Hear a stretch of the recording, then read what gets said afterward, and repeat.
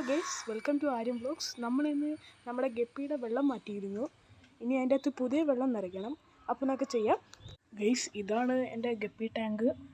കുറച്ച് ഗപ്പീസേ ഉള്ളൂ. ഞാൻ വെള്ളം മാറ്റി, എങ്കിലും അഴുക്കാണ്. അതുകൊണ്ട് നമുക്ക് കുറച്ച് കല്ലുപ്പ് ഇട്ട് കൊടുക്കും. ഗൈസ്, നമ്മൾ ഇത്രയും കല്ലുപ്പാണ് ഇട്ട് കൊടുക്കുന്നത്. ഇട്ട് കൊടുക്കാം.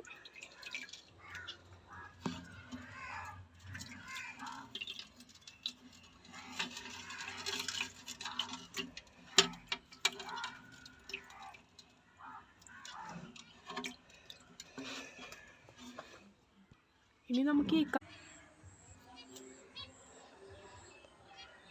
നമുക്ക് ഈ പായലൊന്ന് ഫിക്സ് ചെയ്ത് വെച്ച് കൊടുക്കണം. ഗൈസ്, പായലിട്ട് വെച്ചപ്പോണ്ട്.